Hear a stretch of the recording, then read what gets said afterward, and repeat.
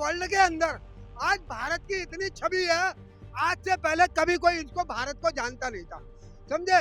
तुम ही लाते हुए जाते थे विदेशी कंट्रियों में, कोई नहीं जानता था।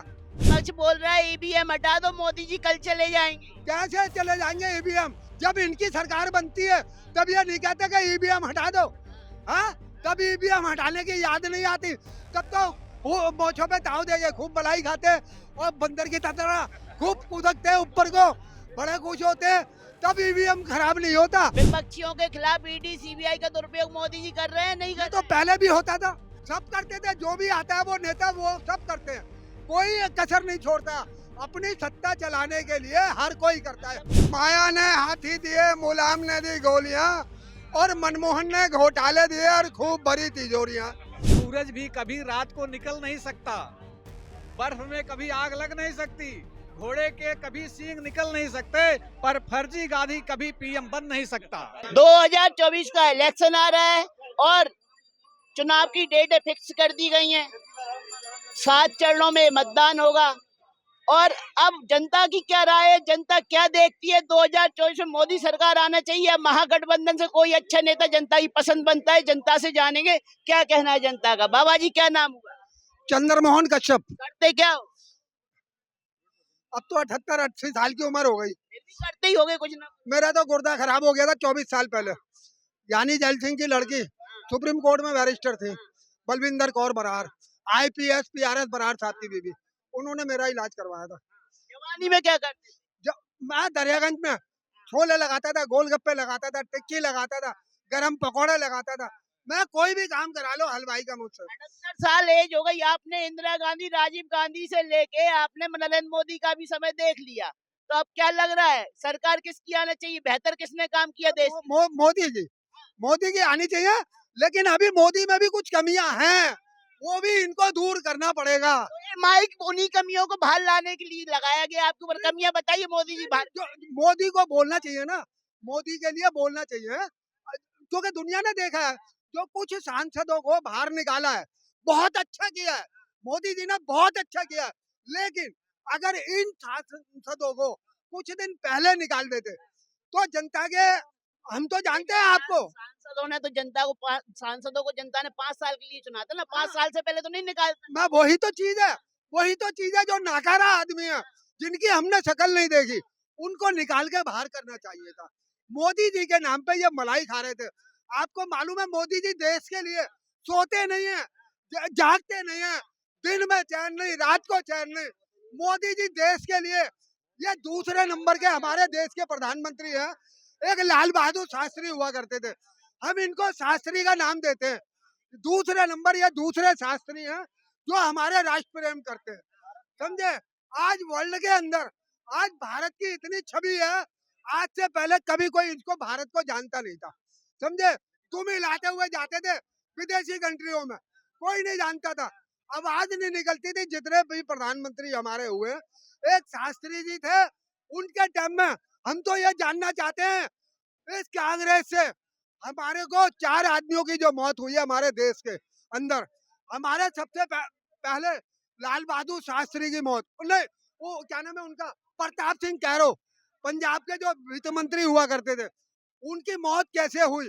उनकी पोस्टमार्टम की रिपोर्ट जनता के सामने क्यों नहीं रखी गई? दूसरे नंबर लाल बहादुर शास्त्री की ताशकंद में मौत कैसे हुई? उनकी भी पोस्टमार्टम की रिपोर्ट नहीं आई।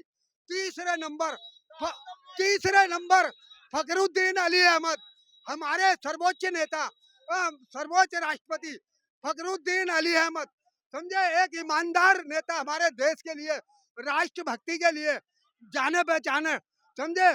उनकी पोस्टमार्टम की रिपोर्ट जनता के सामने क्यों नहीं आई? चौथे नंबर हमारे देश के सबसे बड़े वैज्ञानिक, जिनका नाम था डॉक्टर जहांगीर भाभा, जिसने इतना सा गोला बनाया था, और अमेरिका के जो पैटर्न टैंक थे ना, 9 इंची मोटी चादर के, वो उड़ा के ऐसे फेंक दिए जैसे खील और बतासे बिखेर देते हैं। समझे? अमेरिका की हवा निकल गई। अमेरिका कहता है हिंदुस्तान में ऐसा कौन सा वैज्ञानिक पैदा हो गया, समझे, जिसने 9 इंची मोटी चादर को बिखेर दिया। फिर बता दो मुझे कि ईडी सीबीआई का दुरुपयोग देश में हो रहा है कि नहीं हो रहा है? विपक्षियों के खिलाफ ईडी सीबीआई का दुरुपयोग मोदी जी कर रहे हैं, नहीं कर तो पहले भी होता था, पहले भी होता था। मोदी जी कर रहे हैं कि नहीं कर रहे? नहीं, मोदी जी पहले कांग्रेस करती थी, सब करते थे, जो भी आता है वो नेता वो सब करते हैं, कोई कसर नहीं छोड़ता। अपनी सत्ता चलाने के लिए हर कोई करता है। कह रहे हो कि मोदी जी भी कर रहे हैं। समझे, मोदी जी भी कर रहे होंगे, ये नहीं कहते नहीं कर रहे। मोदी जी कर रहे हैं तो देश के लिए कर रहे हैं। आज करोड़ों अरबों रुपया जो इनकी जेबों में से निकल रहा है ना, खंगाला जा रहा है, निकल रहा है, तो इनके पेट में दर्द हो रहा है। विपक्ष बोल रहा है ईवीएम हटा दो, मोदी जी कल चले जाएंगे। कैसे चले जाएंगे ईवीएम? ईवीएम में क्या है, क्यों डरे हुए? जब इनकी सरकार बनती है तब ये नहीं कहते कि ईवीएम हटा दो, हाँ? तब ईवीएम हटाने की याद नहीं आती, तब तो वो मोछों पे ताव देंगे, खूब मलाई खाते और बंदर की तरह खूब कूदकते ऊपर को, बड़े खुश होते, तब ईवीएम खराब नहीं होता है। अब इनको भय हो रही है तो अब ये ईवीएम के ऊपर दोष लगा रहे हैं। अरे हमसे जनता से पूछो, जनता से, अरे वोट जनता देगी या ईवीएम देगा? क्या कहेंगे, मोदी जी तानाशाही नहीं कर रहे हैं? नहीं, मोदी जी जैसा नेता चाहिए हमारे को, मोदी जी जैसा नेता चाहिए। ऐसा क्या कर दिया 9 साल में जो मोदी जी जैसा नेता चाहिए? हाँ? ऐसा क्या कर दिया 9 साल में? 9 साल में 70 साल से हमारे घर में लाइट नहीं थी, बरेली में, उत्तर प्रदेश के अंदर, वो हमारे घर में फ्री में लाइट आ गई। हमारी जमीनों को छीनने वाले डाकू, समझे, ये मैं अभी आपको दिखा रहा हूँ, ये हमारी जमीनों को छीनने वाले डाकू थे। ये 1381 एकड़, 26 साल थे बेरोजगारी किसने कराई? क्या मोदी ने कराई? मोदी ने कराई। रबड़ फैक्ट्री बंद हो गई है, 26 साल हो गए बरेली के अंदर, और रामपुर में 3 मिलें मोदी ने बंद कराई है। कितने लोग बेरोजगार हुए? किसने बंद कराई फिर मोदी ने? मैं पूछ रहा हूँ, किसने बंद कराई? 22 साल पहले रामपुर में बंद हुई है, 26 साल से ये रबड़ फैक्ट्री बंद है। अच्छा, रबड़ फैक्ट्री 26 साल से बंद है, 25,000 आदमी बेरोजगार है। सामने बैठ के बहस करो, एक एक सबूत देंगे आपको, और इनके जूता मारो इन डाकुओं के। तो मोदी से पूछ रहे हैं 2 करोड़ रोजगार का। अरे हम इनसे विपक्ष वालों से पूछ रहे हैं, हम विपक्ष वालों से पूछ रहे हैं। ये डाकू थे, डाकू, जमीनों का मुआवजा नहीं दिया। तो मोदी ने तो वादा किया था ना 2 करोड़ रोजगार, 15 लाख रुपए देने का। विपक्ष कह रहा है कि 15 लाख रुपए कहाँ है, 2 करोड़ रोजगार कहाँ है? अरे पहले ये 15 लाख की बात छोड़ो, पहले तो रोजगार की बात करो ना। इन डाकुओं ने तो हमारा रोजगार भी छीन लिया। जो अंग्रेजों ने लाइसेंस दिया था हमें, वो जवाहरलाल डाकू ने खत्म कर दिया। दिल्ली में म्युनिसिपल कमेटी होती थी, सन 57 में भंग करा दी, 58 में बना दी कारपोरेशन। इसका नाम रखना था कारपोरेशन। गरीब की रड़ी 1000 की, जुर्माना 4000 का।